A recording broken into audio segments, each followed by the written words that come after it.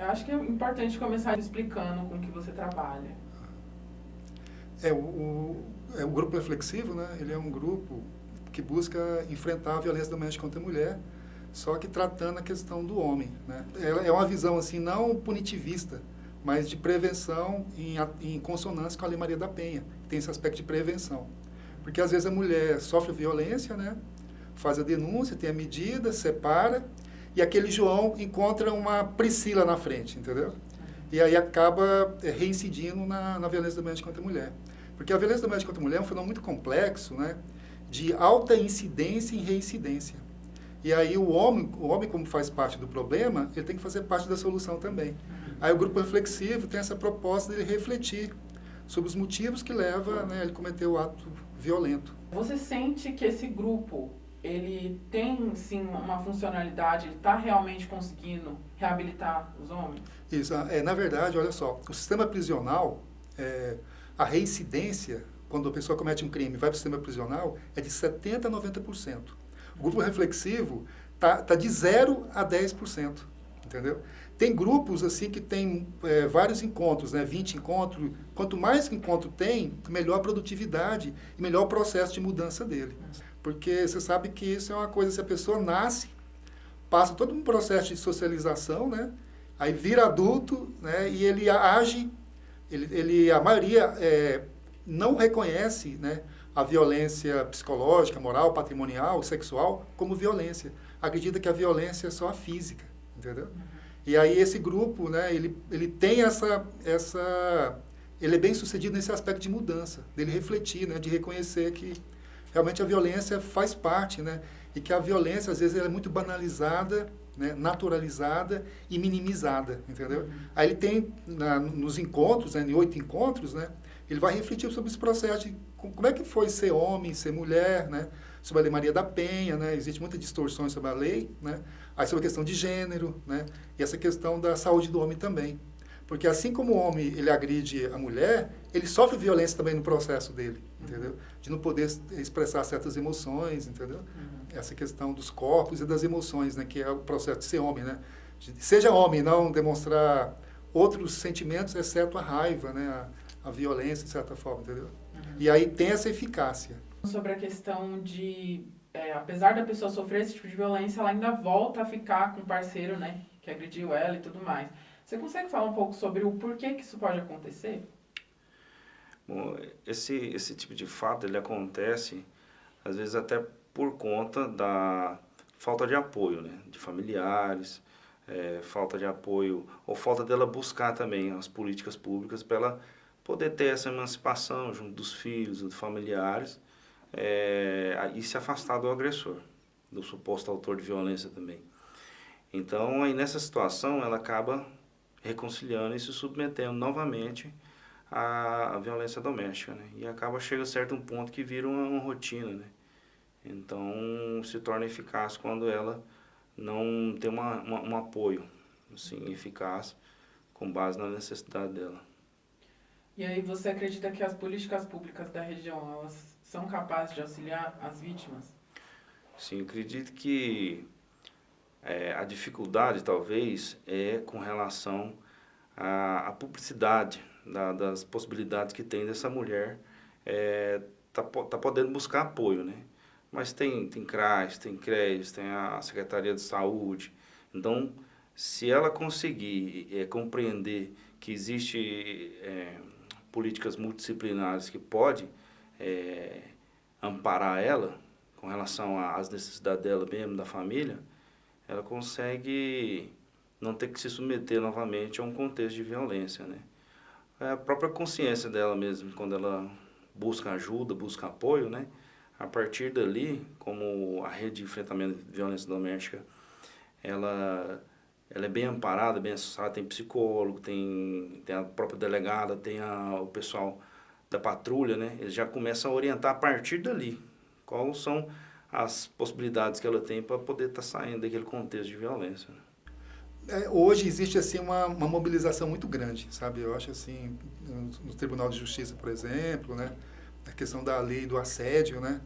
Assédio sexual, né? Eu falo assim, e a questão das outras violências, existe uma mobilização, seminários, uma discussão, né, que tenta, assim, de certa forma, administrar essas questões todas e realmente criar política pública.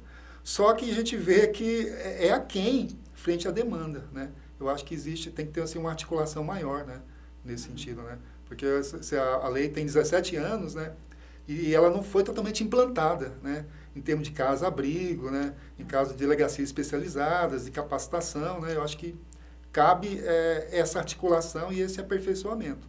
Mas está melhor do que antes, né? E aí você pode me falar um pouco de como começou essa iniciativa desse grupo?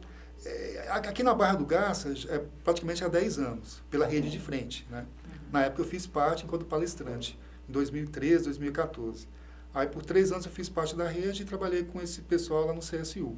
Há 2 anos, né, o juiz Dr. Marcelo Rezende, da 2ª Vara Criminal, implantou o grupo aqui no fórum, porque pela pandemia havia interrompido lá e ele ativou o grupo. Aí há 2 anos eu estou como facilitador desse grupo. O aumento de violência contra a mulher, você acha que isso está relacionado ao aumento de denúncias ou realmente ao aumento de incidência do crime? Com a Lei Maria da Penha, houve pesquisas, né, para dar visibilidade desse fenômeno, né, que sempre esteve presente, né, nesse sentido. Entendeu? E aí tem esse aspecto, né, porque quando você pega os dados estatísticos, né, você vê, por exemplo, o Fórum Brasileiro de Segurança Pública. Em 2022, a cada minuto, ano passado, 35 mulheres sofreram violência, entendeu? O Brasil é o 5º em feminicídio, né? O Brasil é o que mais consome pornografia trans e o que mais mata trans, né? Entendeu? Aí o Brasil, né, tem todos esses altos índices de violência, entendeu? Aí porque é uma coisa assim banalizada, né? De certa forma, entendeu? Aí eu acho que sempre existiu, mas com as pesquisas tem mostrado esses índices, né? E a necessidade de criar política pública, né, em específico, entendeu? E de mudar a mentalidade das pessoas, entendeu? Como um psicólogo, você consegue falar qual que é a importância disso existir para evitar que maiores danos psicológicos aconteçam na vítima? A importância disso existir, ela é fundamental. Por quê? Você vive hoje num contexto onde você não vive sozinho. A violência doméstica contra a mulher. Mas ela é mais ampla do que, às vezes, o pessoal está acostumado a escutar. Pode ser contra a filha, pode ser, né, contra a mãe, contra a mulher no contexto ali doméstico, né? Então, dentro desse contexto, dentro dessa família, pode ter crianças, pode ter idoso. Então, essa ajuda, esse apoio, ele é para conscientizar a todos que a violência ela tem limite, né? Ela não pode ser direcionada de uma forma para a mulher, desconsiderando que existem outras pessoas ali que estão também sofrendo violência indiretamente. Por exemplo, um pai, uma criança, né? Uma criança ou um idoso que vê uma situação dessa e às vezes por impotência, por não ter condições ali de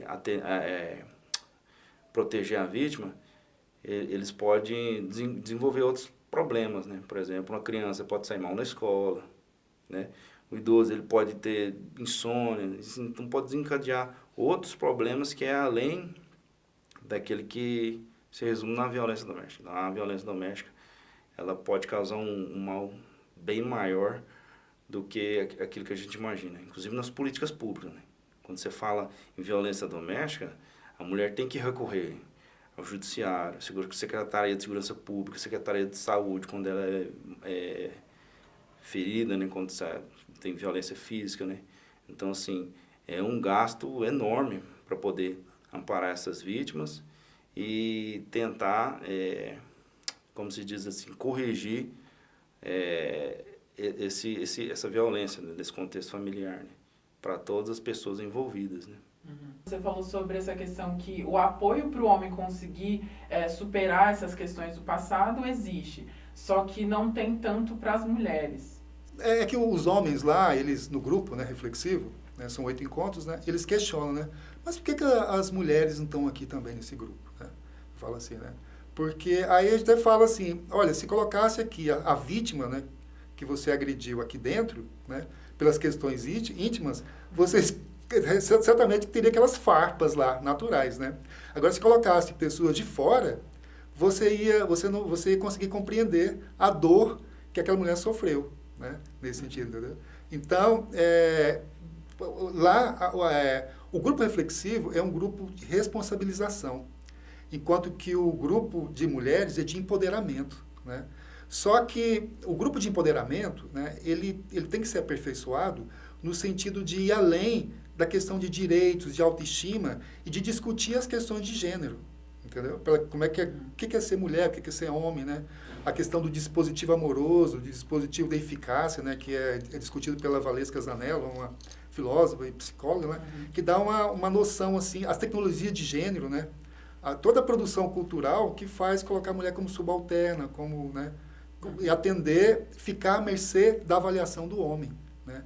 Enquanto que o homem ele é criado da porta para fora, para eficácia, para virilidade, a mulher é criada para maternidade, para o cuidado, entendeu? Então tem que haver uma reflexão sobre essas questões, que eles consideram como não aquele empoderamento colonizado, sabe? Mas é um processo assim, mais crítico dessa questão cultural e social que a gente tem. E aí você fala sobre a divulgação dessas políticas, né? Como você acha que seria interessante fazer essa divulgação para que as vítimas conseguissem ir atrás disso e evitar que algo pior acontecesse? Eu acredito que em Barra do Garças mesmo, a divulgação, ela até, eu falo no contexto nacional, em âmbito nacional, né?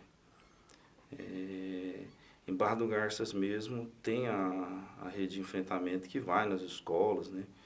E promove campanhas, né, contra a violência. Então, a partir dali, das escolas, nós mesmos do judiciário, nós fomos já em 2 aldeias, né, na projeto Maria da Penha, várias escolas. Nós até participamos de vez em quando de algumas palestras, né, em meio online. Essa é a forma de divulgar que a gente tem, né? Essa é a forma de divulgar que a gente pode fazer junto com a comunidade local, né? E aquelas que às vezes parecia inacessível, como na aldeia, né? Nós fomos lá, conversamos com o pessoal, de lá também surgiram algumas demandas com relação à violência doméstica, né? Então é dessa forma. Então quanto mais instituições tiverem voltadas nesse sentido de campanha, mais divulgação ela tem. Por exemplo, aquela campanha do X na mão, né? Que o pessoal do comércio faz. Então, assim, não pensar só no judiciário ou na Secretaria de Segurança Pública, né? E sim um todo, né? A Secretaria de Assistência Social, de Saúde também, ela tem feito o trabalho, né? Mas é o trabalho com a comunidade local, né? Aquela que tem divulgação na mídia, tudo, mas já vem sendo feito um trabalho. Paulatinamente, aqui em Barra do Garça, essas instituições ela têm feito um bom trabalho aqui em Barra do Garça. Uhum. E aí, você fala sobre esses 8 encontros, né? Já aconteceu de você ver algum homem que achou já necessário, além desses 8 encontros, de tentar procurar ajuda mais do que isso? Não, alguns, né, falam assim, poxa vida, isso poderia ter acontecido antes de a gente estar aqui, sabe? E alguns falam de voltar, e voltam lá buscando, assim, refletir mais sobre outras questões, né? Tanto é que a gente até pensa em montar um grupo sobre masculinidade, sobre um grupo específico, não de responsabilização, mas para discutir a masculinidade como um todo, né? Questão da paternidade, questão de outros aspectos, né, de acordo com a demanda dos homens, né? Nesse sentido, entendeu? Mas muitos reconhecem, né, e acham assim favorável, né, a discussão. Inicialmente tem aquela resistência, né? Acham que não cometeram a violência, né, se vê como em desvantagem, né? Por que aqui não tem a Lei Mário da Penha? Aí aos poucos eles vão vendo os altos índices, né? E o que é violência em si para ele, né? Aí ele começa a perceber que realmente a violência fez parte da vida dele, né? E que tem que dar uma outra resposta, né? Menos violenta, né? Lidar com o conflito de outra forma, entendeu? Com o diálogo, a convivência, né? Essa coisa toda. Como você acha que seria para encorajar uma pessoa que já sofreu essas situações antes para procurar ajuda de novo, mesmo nesse pensamento que talvez nada aconteça? No caso, a vítima buscar ajuda é muito subjetivo, né? Então, assim, Depende com quem ela vai falar, depende com quem ela vai conversar. É interessante ter uma orientação nesse sentido, né? Porque tem vítimas que cresceu nesse contexto. Então, ele imagina que aquilo ali é na concepção dele, às vezes o pai, a mãe fazendo isso, alguém do contexto familiar, ele acredita que aquilo ali é, é, é um ciclo, né? Como se diz assim, né? E ele vem de gerações anteriores, né? O ciclo da tensão, da lua de mel e da violência em si, né?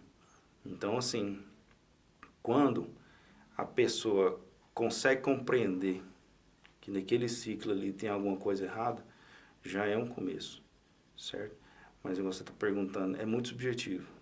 Depende de quem vai falar, depende de quem vai ser tipo assim, quem vai falar com a pessoa, né? Até porque tem situações que a vítima pede apoio, mas ela não é assistida, né? Não é amparada, né? Ela acaba desistindo. Então depende de quem que ela vai buscar apoio. Mas tem que ter coragem, né? O encorajamento é de fundamental importância. Nós vemos aí dados crescentes, né? De registro de violência doméstica, de registro de denúncia. Eu imagino que as vítimas, né? Elas estão se encorajando de fazer denúncia, né?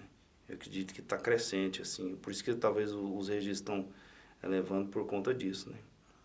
De alguma forma, elas estão reagindo, né, ao agressor, né, ao autor de violência doméstica.